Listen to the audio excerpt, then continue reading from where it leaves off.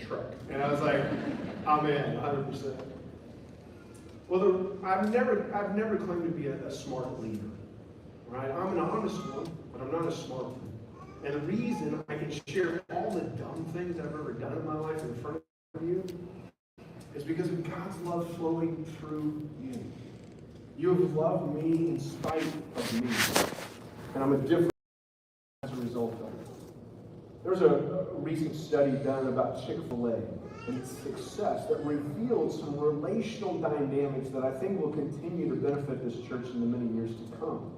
See, Chick-fil-A makes twice as much money per restaurant as its fast food competitors.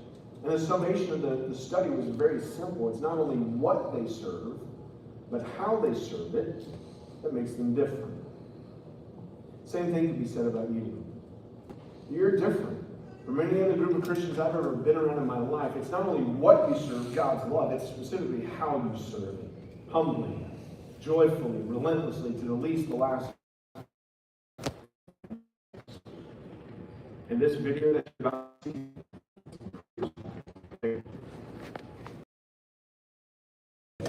I will build my church, and all the doors of hell will not conquer it. Southland is not my church. Southland is not your church. Southland belongs to Jesus. And he promised that nothing can keep her from doing what she was designed to do. In the past 26 years, nearly 15,000 people have been baptized, cleansed, purified, redeemed, set free.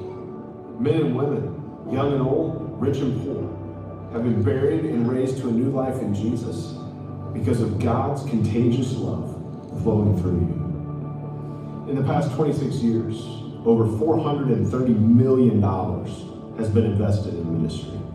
I couldn't begin to tell you how many people went through counseling, how many people went to rehab to get sober, how many people had their rent and their car payments and their groceries and their medical bills covered, and you paid for it, no strings attached. You were radically generous because God was radically generous to you. In the past 26 years, more than 1,200 children were adopted into loving families in our church. And that doesn't include the thousands who were loved in foster care homes, because you understood that God invited us into his family and declared us to be his chosen and cherished sons and daughters. In the past 26 years, you packed 14.5 million meals, so that 3,500 kids a day would have something healthy to eat. You kept hungry children from becoming angry adults. You helped hungry kids not become another sad statistic. In the past 26 years, you helped us launch ministries like Jesus Prom, and the Refuge Medical Club, and the Dollar Club, Christmas Joy, Natalie's Sisters, our backpack ministry, and countless more that are washing the dirty feet of people who have often lost hope and given up on life. In the past 26 years, you helped us reach thousands of college students through our partnerships with organizations like Christian Student Fellowship and Fellowship of Christian Athletes. And during a very formative season of life, you helped young adults minimize their regret and maximize their potential and purpose. In the past 26 years, you helped us send thousands of students to life-changing camps and retreats.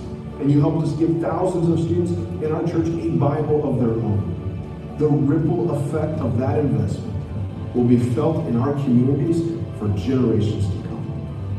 Globally, in the past 26 years, you helped us plant churches and strengthen church leaders in these countries. I mean, the throne room of God will be filled with people from every nation, worshiping in every language. And you played a role in making that possible. And nationally, in the past 26 years, you helped us plant churches and strengthen church leaders in these states. Healthy churches create healthy families create healthy communities, and healthy communities will eventually lead to a healthy country. In the past 26 years, we renovated our Nicholasville campus and added 4 new campuses in Danville, Lexington, Georgetown, and Richmond. As you know, our buildings are a tool we use to create irresistible environments where people can be overwhelmed by the love of God. And we were able to come out of all those building projects debt-free. Thousands of you served as mentors in our schools. Thousands of you visited the sick in hospitals and the lonely in nursing homes and the broken in prison. And we wanted to create crowding issues in heaven. And I think with God's help, we accomplished our goal. But as you've heard me say over the years, our best days are always ahead of us. Because again, Southland isn't my church. And it isn't your church. It's his. And aren't we glad we get to be a part of it? Yeah, man.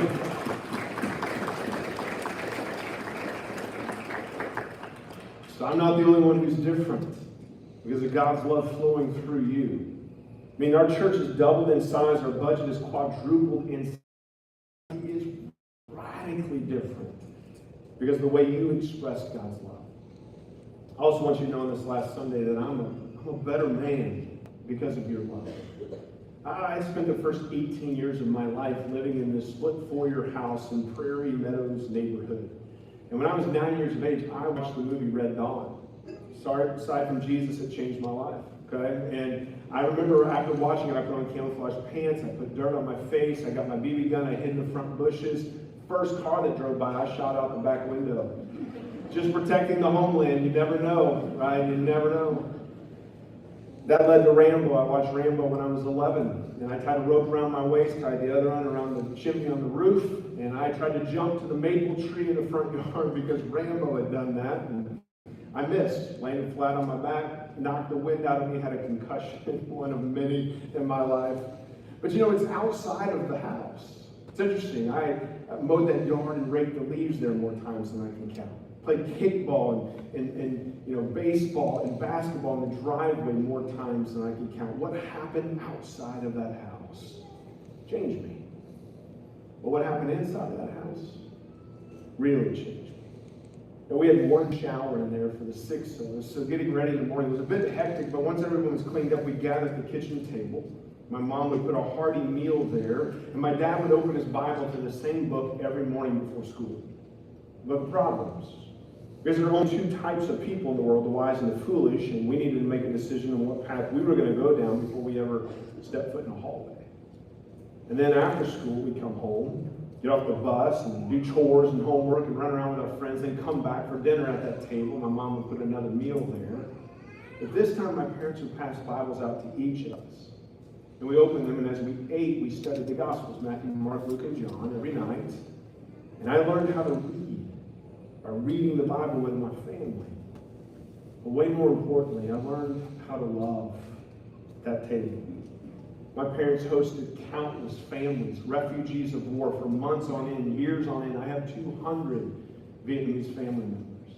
We host hundreds of college students in there. For Thanksgiving dinners and Christmas events and anniversary parties and birthday celebrations, so many warm and welcoming moments happened in that dining room, and they shaped me. Matter of fact, one of the primary lessons I learned was that God's design for the church is very simple. He wants the church to be his family on earth. So when I came to Southland, that's all I wanted. I just wanted to create a culture where so many people could feel so loved by the amazing love of the Father. And little did I know that this family, this household, would radically change my life forever. See, the story with Jesus continues. It says, then he turned to his critics and he asked, does the law permit good deeds on the Sabbath, or is it a day for doing evil? Is this a day to save life or to destroy it? But they wouldn't answer him. He looked around angrily and was deeply saddened by their hard hearts. I love this part. Then he said to the man, hold out your hand. So the man held out his hand and it was restored. Oh, friends, what happened to that man with the withered hand? Me. Jesus took a stigma and turned it into a strength. My fear was transformed into faith. And it's not just me. I know it's happened to thousands of you as well. We can all say the same thing. A tested faith is a trusted faith. Scripture is so clear on this. The only way to please God is with faith. And so as a church, man, we've been radically committed to only doing things that God can get credit for. We want to take big risks because we believe in a big God who has big power that he wants to unleash in big ways. And so the biggest miracle that we believe in at this church is the resurrection of Jesus, and not just his resurrection, but ours. I mean, the biggest miracle today is that God can take a person who is dead in sin and make them alive in Christ. Do you believe that? Because I do. And God has transformed one human heart and one person at a time. And so repeatedly, you're probably tired of hearing me say this, do for one what you want to do for everyone. Just because I'm leaving, don't stop doing that. Keep doing it even more. Jesus did it for the man with the withered hand. He did it for me. He did it for you. Individual attention. That's why we also say at this church, we move at the pace of our youngest, oldest, and slowest members. Because we don't want to leave any family members behind. Every person matters. And Christina's one of those people. She matters to God, therefore she matters to us. And think about her life for just a moment with me. Every day for 20 years, same routine. Christina wakes up, gets her clothes on, sits in the front seat of her minivan, and that's her mom's cue to come out and drive her, chauffeur her to a local video store. And Christina goes in and she rents the same set of movies every single day, goes home and watches them at the same time in the same room. That routine is security for her. Now, Dave is the man who owns the video store that Christina goes to every day. And Dave had to make a really hard decision this year because his video store wasn't making any money. Surprised, no one's renting VHS tapes anymore, and so he had to close it. And he knew that that would be devastating to his favorite customer. Well, the good news is Dave owns a gas station down the street. So he cleared out a corner, put some shelves up, put a sign up that says Christina's Corner, and then he put all her favorite videos on there so that she can come every single day at the same exact time, rent the same movies, take them home and watch them in the same room. That's love. Do for one what you want to do for everyone. Because friends, everyone we meet every day is after the same thing. The Bible calls it shalom. Sometimes translated as peace. I heard an Old Testament professor once say, no, shalom is equilibrium. And what he meant by that is sin has knocked everything in the universe out of balance. Every one of us is living physically, emotionally, spiritually on our heels. One author described it this way: Satan's attack on humanity was the vandalism of God's shalom. He's right. That man's withered hand, that's vandalism. It's not what God had in mind for us. My fear of public speaking, it's vandalism. Christina's Down syndrome, it's vandalism. Man, maybe in your life someone abandoned you, abused you, cheated on you, lied about you, divorced you, whatever it is inside of you that creates insecurity and uncertainty. God wants to bring balance, equilibrium, shalom. When I was a kid, there was an older man in my home church by the name of Tom Stevens. And he would stand in the lobby every Sunday with a long cane. Mr. Stevens was blind. And when I was a little kid, I heard my dad say one time, "That's a man among boys." And at the time, I didn't know what that meant. I just knew he was respected in our community and in our church. Well, recently, Mr. Stevens passed away. And I was able to read his obituary, and all of a sudden, I understood why my dad said that. He was an Army Ranger, paratrooper, served 2 tours in Vietnam. And he won the Merit of Legion Award. 2 Purple Hearts, 3 Bronze Stars for valor. In other words, he rescued his men, protected his men, and in doing so lost his eyesight. And I suddenly realized why my dad said that's a man among boys. Because Mr. Stevens did what was right, even if it wasn't easy or popular. And in doing so, God turned his stigmas into a strength. God used that blindness as a test of faith to create a trusted faith. You know, I've been in the trenches for the past 8 years with Scott Nickel, arm in arm. And I can tell you, he reminds me a lot of Mr. Stevens. Also reminds me of a story I heard about Alexander the Great. When his army was campaigning through Asia, they were battle-weary, and his men wanted to turn around and go back to Greece. And Alexander the Great stood in front of him and took his shirt off, revealing his bare chest and his bare back. I won't do that to you today. But he turned around so they could see him. And then he said to his men, "All of my scars are on the front of me, because I've led you into every battle and I've never turned my back on you. Like me, Scott counts it a high privilege to lead this church into battle against Satan every day. And he's got the scars to prove it. So as his brother, can I just encourage you with this? Support him. Pray for him. Don't do what a lot of churches do to their pastors, which is stab them and shoot them in the back. Scott is a man among boys. He's proven that here. He will do what is right, even if it's not easy or popular. God has taken these stigmas in his life and turned them, transformed them into strengths. His faith has been tested, thus it can be trusted. And organizationally, I want you to know we've added 3,000 people to our church family this year. So what we need from Scott is just this, okay? We need Scott to win as our preacher. Which means when stuff comes up in your individual personal lives and you need help, it's not that Scott doesn't care. I just encourage you, go to your campus pastor, go to the care pastor, and they'll be more available to you.